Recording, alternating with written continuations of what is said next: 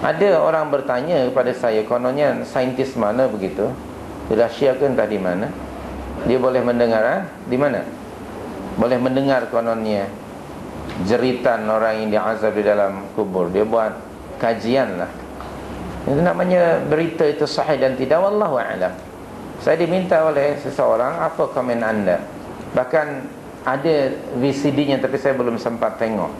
Dibagi kepada saya kerana seustaz Fulan itu sekarang tu dia sedang berceramah di mana-mana.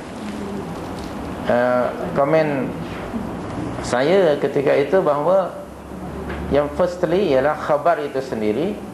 Bila kita mendengar satu khabar, Allah bagi tahu dalam surah 49 ayat 6, fatabayyanu. Siasat dahulu khabar itu. Apalagi katanya si ustaz penceramah itu mendapat berita dari saintis di Rusia kan dari mana begitu. Fatabayyanu ya akhi. Tanya kepada si fulan itu, saya kepada yang bertanya kepada saya itu, tolong kembali lagi pada penceramah itu, dari mana sumbernya dia mendapatkan berita itu.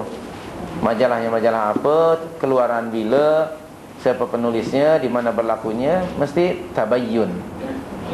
Jangan terus disebarkan, di VCD-kan. Bahkan saya melihat orang jual VCD ada rupanya dijual di pasaran, bukan pasar malam lagi, tengah pasar siang tu dijual. So maknanya benda ini kerana si ustaz tu sudah someone, bukan someone yang famous, orang akan percaya. Itu firstly dia sudah khabar. Keduanya, subhanaka ya karim, urusan alam barzakh tidak ada yang tahu. Alam barzakh adalah alam yang gaib. Alam yang gaib. Dan tidak ada wa ma ya'lamul ghaiba illallah. Tidak ada yang mengetahui alam gaib itu melainkan Allah Subhanahu wa taala. Seperti di sini ayat ini. Mereka itu ahya, mereka hidup. Bagaimana kehidupannya? Wallahu a'lam. Seperti juga saya selalu mengatakan, sebenarnya kita sebelum di alam dunia sekarang ni, dahulu kita pernah ada in the womb, hidup dalam rahim ibu kita dahulu. Bolehkah salah seorang di antara anda beritahu kepada saya, waktu anda in the womb tu anda hidup, bagaimana keadaan kehidupan? Sejuk, panas, pedas, masin, masam, whatever. Can you describe? Tidak ada. Tapi tahu bahawa bayi itu hidup, janin itu. Baik, itu di alam rahim. Sekarang kita di alam syahadah di dunia. Kita hidup. Kalimah hidup sama, tetapi realitinya berbeza. Hidup in the womb dengan hidup di alam syahadah berbeza.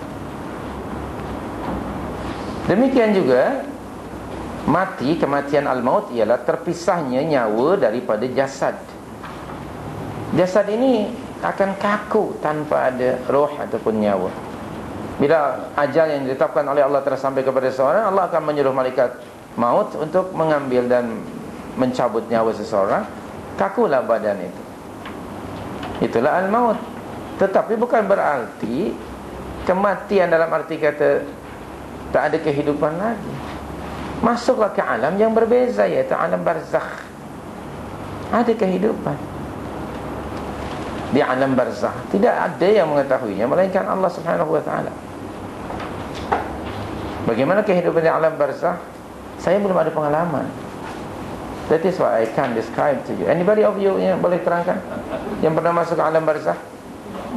Barangkali. Atau mungkin saya bagi number saya, handphone ke apa-apa.